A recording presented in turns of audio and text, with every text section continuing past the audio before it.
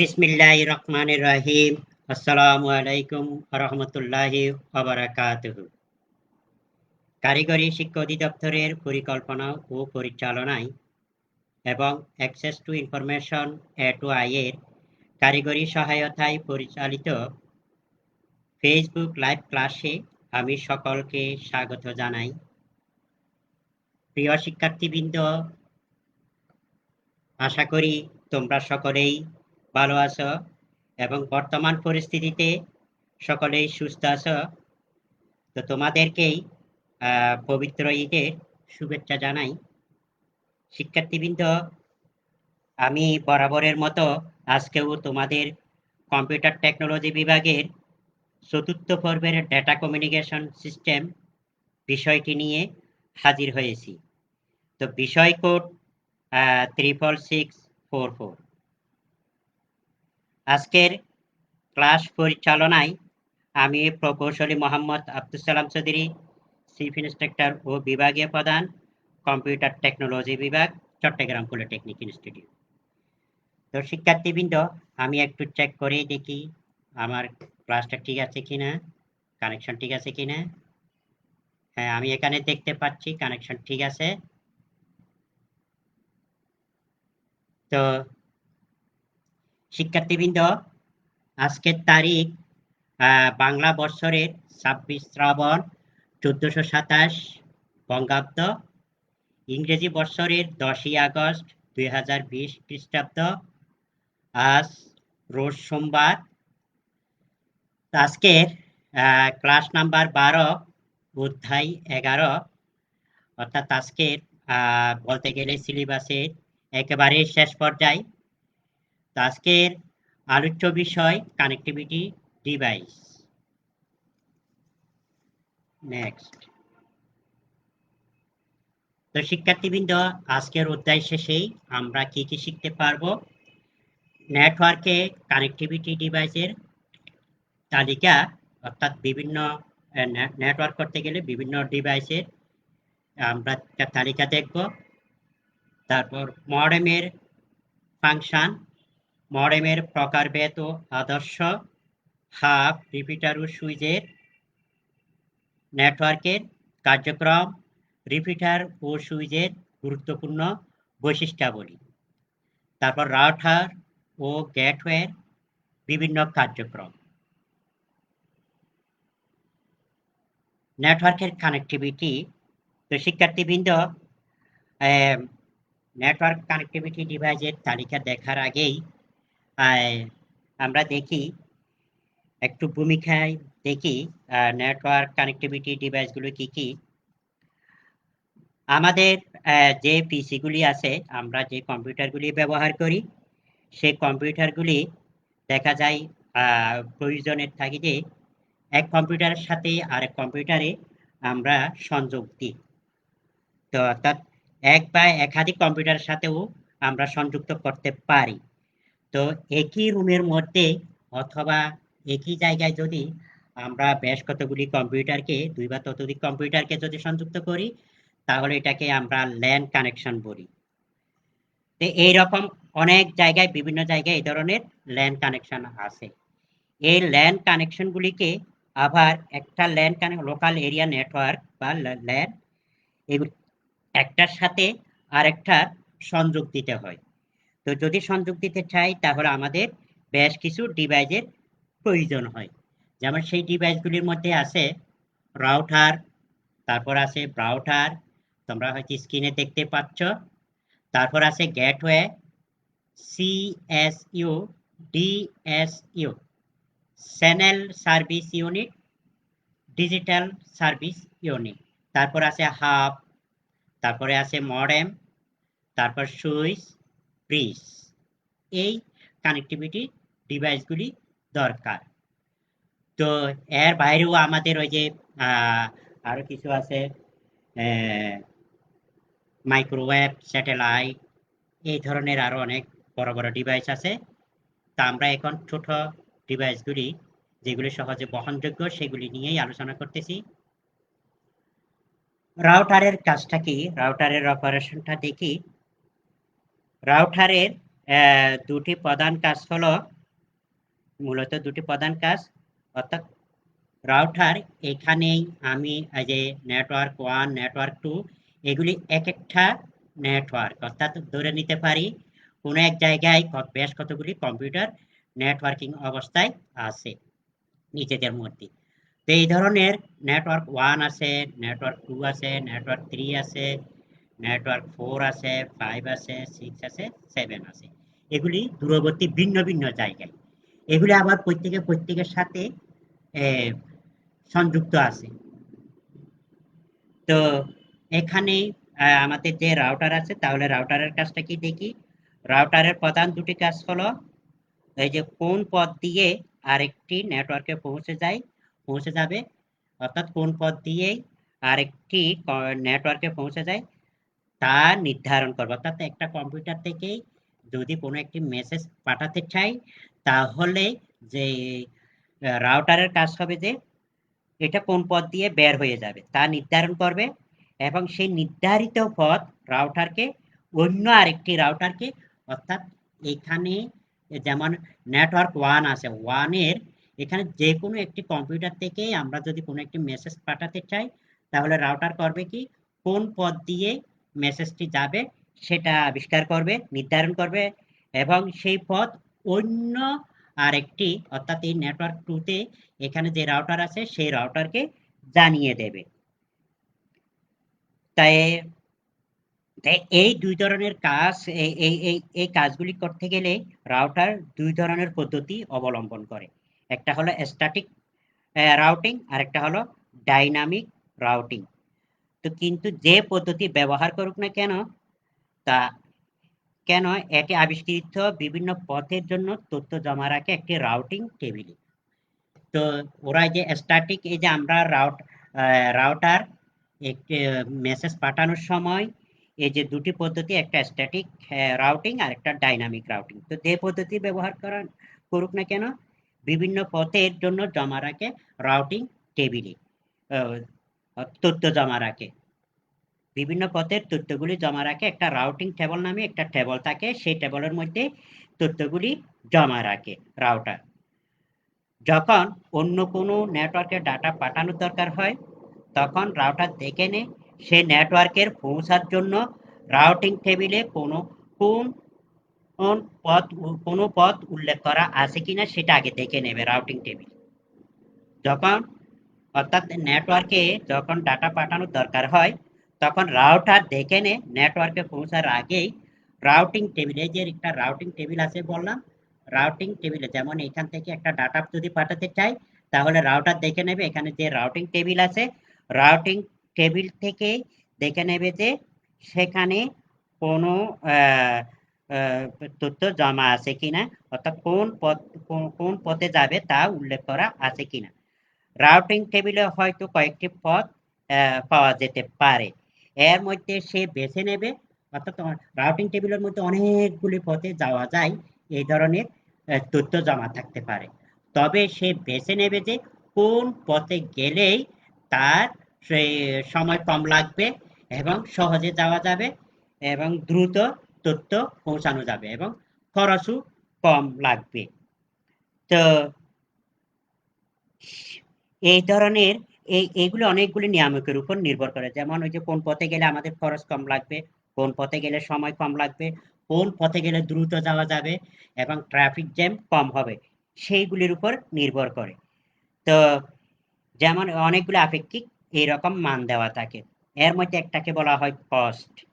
যে পথে কস্ট কম সেই পথটি রাউটার বেছে নেয়। যেমন মনে করি এখান থেকে নেটওয়ার্ক 1 আছে, নেটওয়ার্ক 1 থেকে যে কোনো একটি মেসেজ এখানে নেটওয়ার্ক 5 এ আমি পাঠাতে চাই, ইচ্ছা করলে নেটওয়ার্ক 1 থেকে এটা নেটওয়ার্ক 2, 3 এবং হয়ে 5 এ আসতে পারে।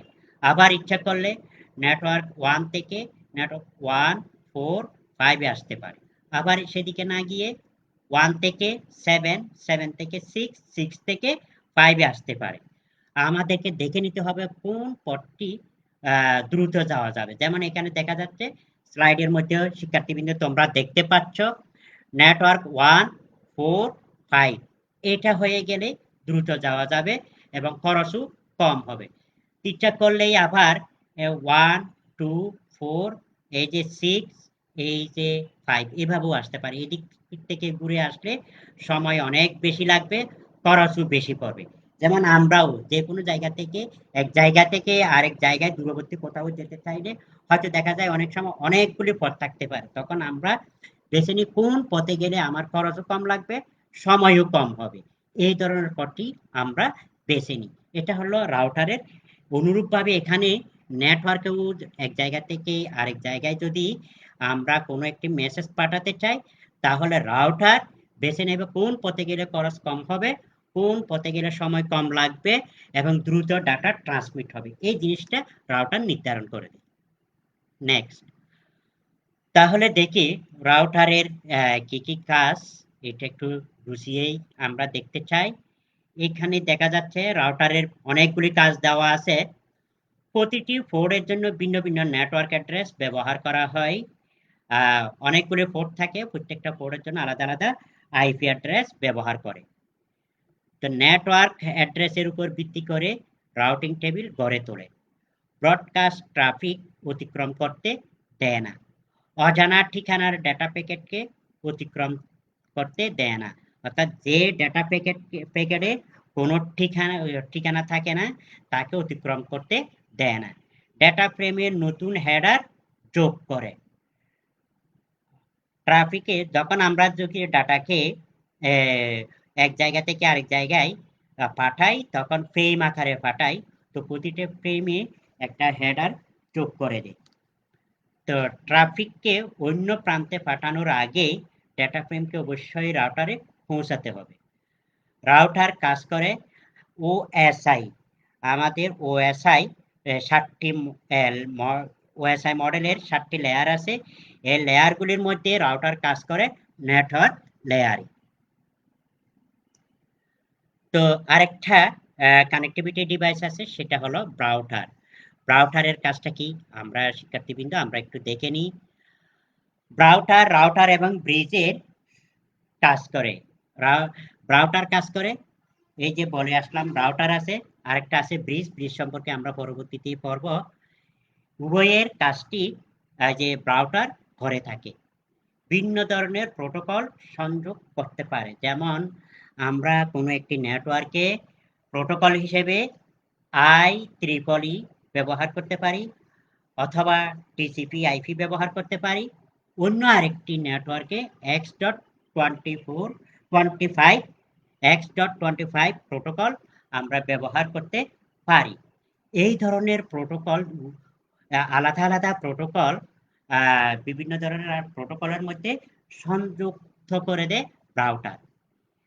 একই সাথে লেয়ারে 2 অথবা ডাটা লিঙ্ক লেয়ার, তারপরে যে নেটওয়ার্ক লেয়ারে কাজ করতে পারে। এই যে ওএসআই মডেলের 7টি লেয়ার বললাম, এর মধ্যে ডাটা লিঙ্ক লেয়ার আছে, নেটওয়ার্ক লেয়ার আছে। এই দুটা নেটওয়ার্ক লেয়ারে একই সাথে রাউটার কাজ করে। রাউটেবল এবং নন রাউটেবল উভয় প্রকার প্রোটোকলে কাজ করে। যেখানে রাউটেবল অর্থাৎ নন রাউটেবল উভয় প্রকার প্রোটোকলে এটি কাজ করতে পারে। Next, modem. তো দেখি মডেমের কাজটা কি। আমরা আরো অনেক আগের লেকচারেও মডেম সম্পর্কে পড়ে আসছি। যেহেতু এটি একটি আবার এখানকার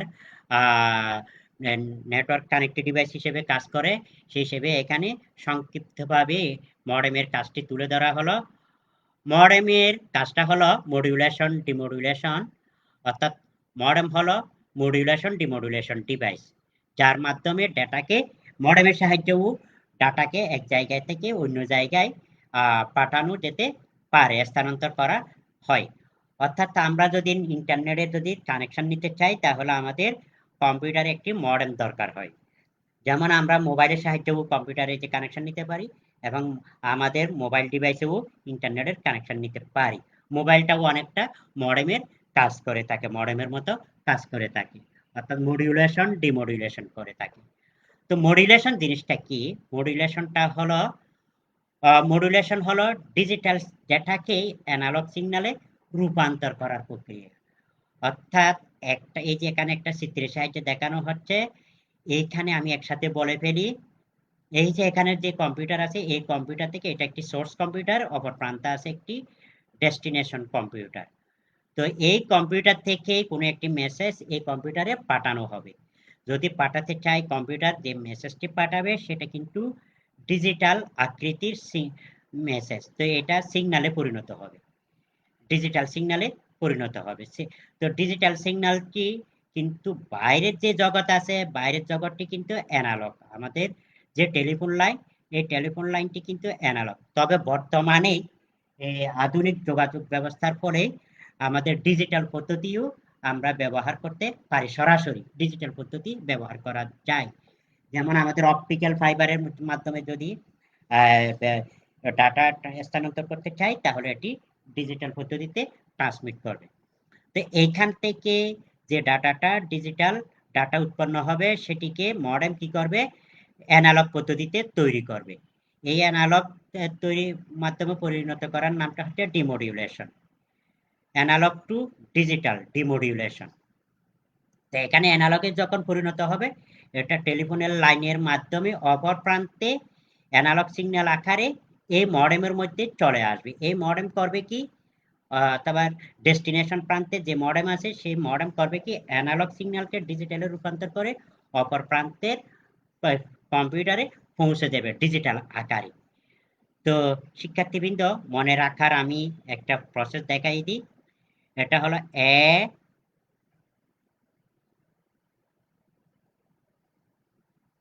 D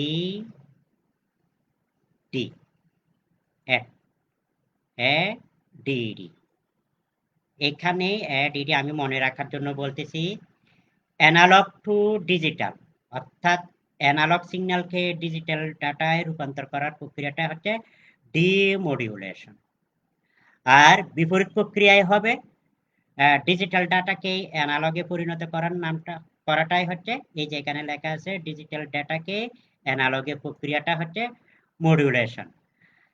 analogue to digital demodulation, ADD.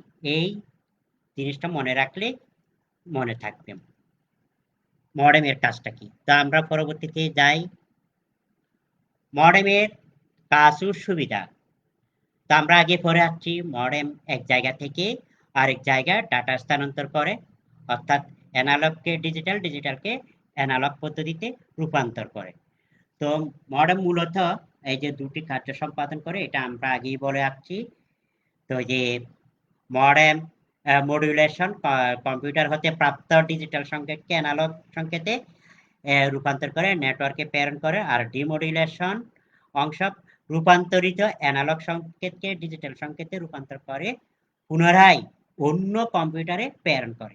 এভাবেই দুটি কম্পিউটারের মধ্যে মডেমের সাহায্যে যোগাযোগ স্থাপন করা যায়। মূলত এর উদ্দেশ্য হলো সহজেই আমরা সংকেত পাঠাতে পারি, আবার একই রকম ভাবে অন্য প্রান্তে আমরা আবার ডাটা পেতে পারি। তো মডেমের প্রকারভেদ ও আদর্শ। তো সংযোগের উপর ভিত্তি করে দুই ধরনের মডেম বিদ্যমান, একটা হলো এক্সটার্নাল মডেম আর একটা হলো ইন্টারনাল মডেম। তো এই দুটি মডেম কি কি ধরনের আমরা দেখে নিই এবং কাজটাও কি দেখে নিই। এক্সটার্নাল মডেমের বৈশিষ্ট্যটা কি, এক্সটার্নাল শব্দের অর্থ আমরা হয়তো জানি সবাই, এক্সটার্নাল মানে যেটাকে বাহ্যিকভাবে অর্থাৎ বাইরে থাকে যে মডেমটি। এখানে একটা মডেমের চিত্র দেখানো হচ্ছে এক্সটার্নাল মডেমের, যেটা কম্পিউটারের বাইরে স্থাপন করতে হয়। এক্সটার্নাল মডেম বক্স আকৃতির, এটি একটি স্বাধীন হার্ডওয়্যার, এটা একেবারে স্বাধীন, এটার সাথেই কোনো ইয়া থাকে না, অন্য কোনো কম্পিউটারের সাথেই একেবারে ফিক্সড করা সংযুক্ত থাকে না, ফিক্সড ভাবে সংযুক্ত করা থাকে না, এটি সহজে বহনযোগ্য। শিক্ষার্থীবৃন্দ আমি একটু দেখে নিই সংযোগ ঠিক আছে কিনা। হ্যাঁ, এখনো সংযোগ ঠিক আছে, আচ্ছা চালিয়ে যেতে পারি। টেলিফোন লাইন মডেমের সাথে সংযুক্ত থাকে, এই মডেমের সাথে কম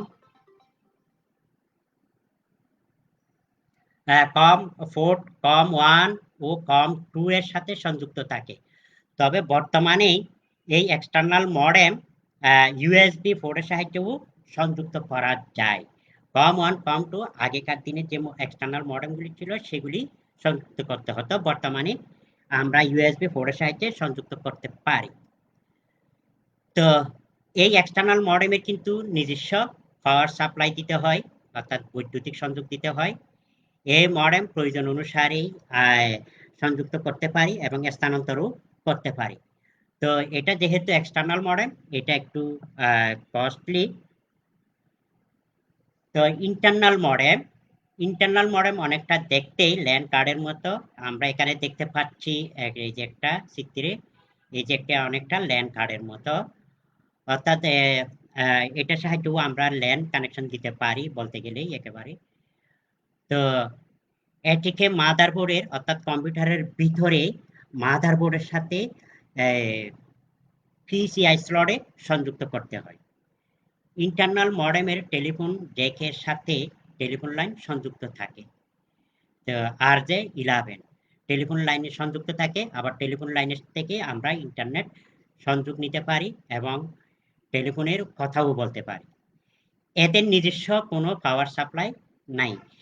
এদের কোনো নিজস্ব পাওয়ার সাপ্লাই নাই, না থাকার কারণটা হচ্ছে আমরা যে এই ইন্টারনাল মডেমটাকে মাদারবোর্ডে সংযুক্ত করি, মাদারবোর্ড থেকে সামান্য পরিমাণে বৈদ্যুতিক পাওয়ার দরকার হয়, সেটা মাদারবোর্ড থেকে পায়। তো এটি সার্বক্ষণিক মাদারবোর্ডের সাথে সংযুক্ত থাকে। এটাকেও যে যদি আমরা নড়াচড়া করতে চাই তাহলে কম্পিউটার থেকে মাদারবোর্ড থেকে খুলে অন্য কোনো কম্পিউটারে আমরা সংযুক্ত করতে পারি। তো এটা সাধারণত একটু খরচও কম। তো মডেম আবার ডেটা ট্রান্সমিশনের কার্যক্রমের উপর ভিত্তি করে মডেম দুই ধরনের হয়ে থাকে। একটা হলো অ্যাসিঙ্ক্রোনাস মডেম, আর একটা হলো সিঙ্ক্রোনাস মডেম। তো অ্যাসিঙ্ক্রোনাস মডেম তৈরি হয় সাধারণত টেলিফোন লাইনের সাথে কম্পিউটারের সংযুক্ত এবং তথ্য বিনিময়ের জন্য এই অ্যাসিঙ্ক্রোনাস মডেমটা কাজ করে। অর্থাৎ আমরা যদি টেলিফোন লাইনের সাহায্যে যদি আমরা ইন্টারনেট কানেকশন নিতে চাই তাহলে অ্যাসিঙ্ক্রোনাস মডেমটাই ব্যবহার করতে হবে। তো অ্যাসিঙ্ক্রোনাস কমিউনিকেশন পদ্ধতিতে ডাটাকে বাইট আকারে স্থানান্তর করতে পারি। ডাটা প্রেরণের শুরুতে স্টপ বিট এবং প্রেরণের শেষে একটি এটা হবে স্টার্ট বিট। ডাটা প্রেরণের শুরুতেই আমরা একটি স্টার্ট বিট, এখানে ভুল হয়েছে, এটা স্টার্ট বিট হবে, স্টার্ট বিট, এবং প্রেরণের শেষে একটি স্টপ বিট প্রেরণ করা হয়। অ্যাসিঙ্ক্রোনাস পদ্ধতিতে উপাত্ত কখন প্রেরণ করা হলো কম্পিউটার সেই বিষয়ে হিসাব রাখে না বা এটি সমন্বয়ের কোনো ব্যবস্থা থাকে না। প্রাপক করে কি স্টার্ট এবং স্টপ বিটের মাধ্যমে উপাত্ত গ্রহণ এবং শেষ নিশ্চিত করে এবং ফেরিটি চেকের মাধ্যমে ত্রুটি নিয়ন্ত্রণ করে, যেটা আমরা সিঙ্ক্রোনাস এবং অ্যাসিঙ্ক্রোনাস পদ্ধতিতে ডাটা স্থানান্তরের পদ্ধতিতে ওইখানেও আমরা পড়ে আসছি। তো আগের লেকচারগুলিতে অ্যাসিঙ্ক্রোনাস মডেমের স্ট্যান্ডার্ড। তো কম্পিউটার যোগাযোগ ব্যবস্থায় ব্যবহৃত সরঞ্জাম সমূহের স্ট্যান্ডার্ড নির্ধারণ একটি গুরুত্বপূর্ণ বিষয়। এর ধারাবাহিকতায় মডেমের স্ট্যান্ডার্ড থাকা প্রয়োজন। অ্যাসিঙ্ক্রোনাস মডেমের স্ট্যান্ডার্ড সাধারণত দুই প্রকার, যেমন highest compatible standard, international standard. এই দুটি স্ট্যান্ডার্ড ব্যবহার করা হয়। হাব, রিপিটার, সুইচ ও নেটওয়ার্কের কার্যক্রম। হাব জিনিসটা কি? হাবটা হলো এই যে বাস এবং রিং টপোলজি, আমরা টপোলজি সম্পর্কে পড়ে আসছি আগেই। ছাড়া অন্য যেসব টপোলজি আছে সবগুলিতে কেন্দ্রীয় ব্যবস্থাপনা থাকে, অর্থাৎ যেখানে বিভিন্ন অনেকগুলি যদি আমরা কম্পিউটারকে যদি নেটওয়ার্কের সাথে সংযুক্ত করতে চাই একটার সাথে আরেকটা, তাহলে আমাদের হাব প্রয়োজন। একমাত্র বাস এবং রিং টপোলজিতে দরকার হয় না। তো এই হাবটা দরকার হয়। যদি হাব না দিতাম তাহলে সবগুলি কেবলকেই বৈদ্যুতিক কানেকশনের মতো সোল্ডারিং করে যুক্ত করা হতো। যদি বৈদ্যুতিক সোল্ডারিং দিয়ে যদি আমরা যুক্ত করি তাহলে নেটওয়ার্ক কাজ করবে না, তাই হাবকে ব্যবহার করে কাজ করতে হবে। হাব করে কি?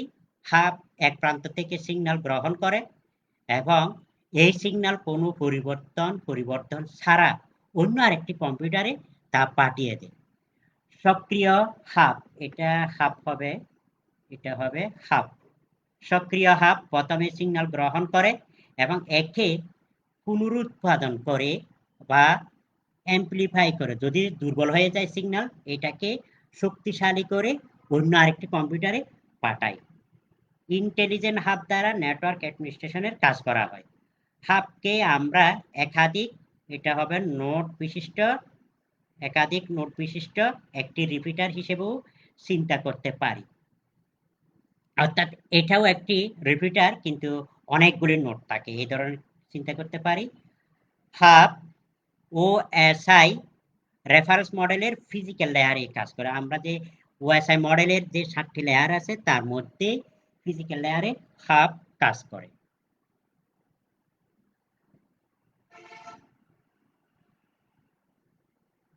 রিপিটারের কাজ, রিপিটারের কাজটা কি? আমরা শব্দের অর্থ থেকেই আমরা বুঝতে পারি। রিপিটারের সোজা কাজটা হলো প্রধানত রিপিট করা। অর্থাৎ কোনো একটা সিগন্যাল যদি দুর্বল হয়ে যায়, সেটাকে রিপিট করে অন্য প্রান্তে পাঠানো। তো এখানে দেখি বর্ণনার মধ্যে সিগন্যাল বিভিন্ন মিডিয়ায় ট্রান্সমিশনের সময় অ্যাটেনুয়েশনের কারণে সিগন্যাল ক্রমশ দুর্বল হতে থাকে। নির্দিষ্ট দূরত্ব অতিক্রম করার পর এটির অস্তিত্বই লোপ পায়। তো অস্তিত্ব লোপ পাওয়ার আগেই সিগন্যালকে অ্যাম্প্লিফাই করার প্রয়োজন হয়। এই রকম সিগন্যালকে অ্যাম্প্লিফাই করার জন্য রিপিটার ব্যবহার করা হয়। অর্থাৎ আমরা যে কথা বলতেছি এই কথাগুলি কিন্তু নির্দিষ্ট দূরত্ব পর্যন্ত যাবে, এরপরে এটা দুর্বল হয়ে যাবে এবং শুনতে পাওয়া যাবে না, শোনা যাবে না। তো এটার জন্য আমাদের রিপিটার দরকার। রিপিটার করে কি? এটাকে রিপিট করে বা অ্যাম্প্লিফাই করে আবার শক্তিশালী করে অন্য জায়গায় পাঠিয়ে দেয়। রিপিটার ইনকামিং সিগন্যালকে অ্যাম্প্লিফাই করে শক্তি বাড়িয়ে দেয় এবং বেশি দূরত্বে পাঠানোর ব্যবস্থা করে। তো আরেকটা কাজ হলো ইনকামিং সিগন্যালে যদি কোনো অনাকাঙ্ক্ষিত শব্দ অথবা নয়েজ থাকে, তাহলে সেটাকে ফিল্টারিং করে বাছাই করে, অর্থাৎ অনাকাঙ্ক্ষিত সিগন্যালকে বাদ দিয়ে মূল সিগন্যাল যেগুলি সেটাকে হুবহু, অর্থাৎ কোনো ধরনের পরিবর্তন না করে এটাকে ডুপ্লিকেট করে একটি সিগন্যাল তৈরি করে। তারপরে এই সিগন্যালকে পুনর্গঠন রিকনস্ট্রাকশন করে নির্দিষ্ট যেখানে পাঠাতে হবে সেখানে পাঠিয়ে দেয়। রিপিটার একটি রিপিটার 2 বা ততোধিক নেটওয়ার্ক সেগমেন্টকে সংযুক্ত করে। নেটওয়ার্কের আওতাধীন কম্পিউটারসমূহের ডাটা আদান-প্রদানের অতিক্রমযোগ্য দূরত্ব বাড়িয়ে দেয়। অর্থাৎ যতটুকু যেখানে পাঠানোর দরকার সেখানে পাঠানোর ব্যবস্থা করে দেয় রিপিটারে। রিপিটার ব্যবহার করে সংযুক্ত কম্পিউটার সংখ্যা বাড়ানো যায়। তো এইখানে রিপিটার যেহেতু অনেকটা সুইচের মতো অথবা হাবের মতো, রিপিটারে আমরা ইচ্ছা করলো, যেমন এই যে অনেকগুলি এরকম ঘর থাকে, তো এখানে আমরা ইচ্ছা করলে অনেকগুলি কম্পিউটার আমরা যুক্ত করতে পারি। তো রিপিটার দুটি ভিন্ন ধরনের নেটওয়ার্ক সেগমেন্টকে সংযুক্ত করতে পারে, অর্থাৎ ভিন্ন দুটি ল্যান কানেকশনকেও যুক্ত করতে পারে। সুইচের কাজটা হলো কি? সুইচটা কি? নেটওয়ার্ক সুইচকে বলা হয় বহু পোর্ট বিশিষ্ট কম্পিউটার নেটওয়ার্ক ডিভাইস যা তথ্যকে আদান প্রদান করতে সাহায্য করে। বাইরে থেকে সুইচ দেখতে হাবের মতো হলেও একটি ভিন্ন পদ্ধতিতে নেটওয়ার্কের ক্লায়েন্টের মধ্যে ডেটা আদান প্রদান করে। সুইচ সিগন্যাল গ্রহণ করার পর তা সরাসরি টার্গেট অন্য কোনো কম্পিউটারে পাঠিয়ে দেয়। তো সুইচের সুবিধাটা কি? সুইচের ডেটা আদান প্রদানে বাঁধার সম্ভাবনা কম, অর্থাৎ সুইচটাও অনেকটা হাবের মতো। হাবে যেমন অনেকগুলি যে কম্পিউটারের পোর্টকে আমরা যুক্ত করি, সুইচের সাহায্যেও আমরা যুক্ত করতে পারি। তবে এখানে সুবিধা হলো এখানে ডাটা আদান প্রদানের বাঁধাটা কম। ভার্চুয়াল ল্যান ব্যবহার করে ব্রডকাস্ট নিয়ন্ত্রণ করা যায়। আবার সুইচেরও কিছু অসুবিধাও আছে। এটা হাবের চাইতে একটু দামি, অর্থাৎ মূল্য একটু বেশি, কনফিগারেশন করা একটু জটিল, ডেটা ফিল্টারিং সম্ভব নয়, ডেটা ফিল্টারিং করা যায় না। এখানে অনাকাঙ্ক্ষিত যদি কোনো একটি সিগন্যাল পাঠানোর সময় অনাকাঙ্ক্ষিত যদি কোনো শব্দ যোগ হয়, সেগুলি ফিল্টারিং করা যায় না সুইচের সাহায্যে। গেটওয়ে জিনিসটা কি? গেটওয়ের বৈশিষ্ট্যাবলীটা কি? গেটওয়েটা হচ্ছে দুটি ভিন্নধর্মী নেটওয়ার্ককে কি করে? সংযুক্ত করে। বিভিন্ন ধরনের নেটওয়ার্কে যুক্ত করে এবং প্রোটোকলের ট্রান্সলেশনের সুবিধা দেয়। তারপর এটি ওএসআই রেফারেন্স মডেলের প্রায় সকল স্তরে, এই যে 7টি লেয়ার আছে, 7টি লেয়ারের মধ্যে কাজ করতে পারে। টিসিপি আইপি ভিত্তিক নেটওয়ার্কের ক্ষেত্রে রাউটার এবং গেটওয়ে একই অর্থে ব্যবহার করা হয়। রাউটার এবং গেটওয়ে টিসিপি আইপির মধ্যে একই অর্থে ব্যবহার করা যায়। যেখানে একাধিক প্রোটোকল ব্যবহার করা হয়, সেখানে গেটওয়ে অবশ্যই ব্যবহার করতে হয়। অর্থাৎ আমি একটা উদাহরণ সাহায্যে বুঝাই। ধরি একটি জায়গায় কতগুলি কম্পিউটার নেটওয়ার্কিং করা অবস্থায় আছে, সেগুলিতে অপারেটিং সিস্টেম হিসেবে ব্যবহার করা হয়েছে উইন্ডোজ। আবার অন্য কোনো জায়গায় বেশ কতগুলি কম্পিউটারকে আবার নেটওয়ার্কিং করা অবস্থায় আছে, সেগুলিতে অপারেটিং সিস্টেম হিসেবে ব্যবহার করা হয়েছে লিনাক্স। এই সমস্ত এই দুই জায়গার ল্যানের মধ্যে যদি আমরা যোগাযোগ করতে চাই, এই যোগাযোগ করার প্রক্রিয়াটা গঠন করে দেয় গেটওয়ে। গেটওয়ে এই কাজটি করে দেয়, সুবিধা করে দেয় উভয় এর মধ্যে যোগাযোগের, অর্থাৎ ডাটা আদান প্রদানের যে সুবিধাটা করে দেয় গেটওয়ে। ভিন্ন ধর্মী অপারেটিং সিস্টেমের মধ্যে সুবিধাটা করে দেয়। গেটওয়ের ব্যবহার, তো গেটওয়ের ব্যবহার এখানে দেখানো হলো। গেটওয়ে ভিন্নধর্মী প্রোটোকল বিশিষ্ট নেটওয়ার্কে যুক্ত করতে পারে, যেটা আমি আগেই বলে আসছি। তবে এটি রাউটারের চেয়ে শক্তিশালী ডিভাইস। তো গেটওয়ে নেটওয়ার্কের ব্যবহৃত বিভিন্ন ধরনের প্রোটোকল ব্যাখ্যা ও অনুবাদ করতে সক্ষম। এটি ওএসআই রেফারেন্স মডেলের প্রায় সকল স্তরে কাজ করে। পিসি ভিত্তিক ইমেইল সিস্টেমে, আইবিএম ভিত্তিক মেইন ফ্রেমে কম্পিউটারের মধ্যে ইমেইল যোগাযোগ করতে গেটওয়ে ব্যবহার করা আবশ্যক। আমরা যদি আমাদের যে কম্পিউটারগুলি আছে, সেই কম্পিউটারগুলি কিন্তু পিসি ভিত্তিক ইমেইল, অর্থাৎ আমরা উইন্ডোজ ব্যবহার করতেছি। হয়তো আমি যদি একটি ইমেইল পাঠাতে চাই দূরবর্তী কোথাও, আমার কোনো বন্ধুর কাছে, তাহলে হয়তো বন্ধুর কম্পিউটারে আইবিএম ভিত্তিক মেইন ফ্রেম, অর্থাৎ উনি বন্ধুর কম্পিউটারে আমার দূরবর্তী যার কাছে পাঠাবো ডেস্টিনেশন কম্পিউটারে, সেখানে হয়তো অপারেটিং সিস্টেম হিসেবে আছে লিনাক্স। তাহলে আমি এখান থেকে যে মেইলটা পাঠাবো, সেই মেইলটা যাতে অপর প্রান্তে পড়তে পারে সেই ব্যবস্থা করে দেয় গেটওয়ে। টিসিপি আইপি ভিত্তিক নেটওয়ার্কের ক্ষেত্রে রাউটার এবং গেটওয়ে একই অর্থে ব্যবহার করা হয়। রাউটার এবং গেটওয়ে একই অর্থে ব্যবহার করে টিসিপি আইপি ভিত্তিক। তো শিক্ষার্থীবৃন্দ, আজকে এইটুকু রেখেই আমরা শেষ করতে চাই আমি। তো তোমাদের যদি আজকের লেকচার সম্পর্কে যদি কোনো প্রশ্ন থাকে, তাহলে তোমরা অবশ্যই আমাদেরকে প্রশ্ন করবে। আমাদেরকে প্রশ্ন করার ফেসবুক পেজ হলো স্কিল পোর্টাল বাংলাদেশ, অথবা ওয়েবসাইট আছে https://facebook.com/skills.gov.pd। এই সাইডে গিয়ে তোমরা যদি কমেন্ট বক্সে যদি কমেন্ট করে প্রশ্ন করো, তাহলে আমরা পরবর্তীতে হলেও উত্তর দিয়ে থাকবো। তো শিক্ষার্থীবৃন্দ, আজকে এইটুকু রেখে শেষ করতে চাই। তোমরা সকলেই ভালো থাকো, সুস্থ থাকো, সবাই বাড়িতেই অবস্থান করো, নিরাপদ থাকো।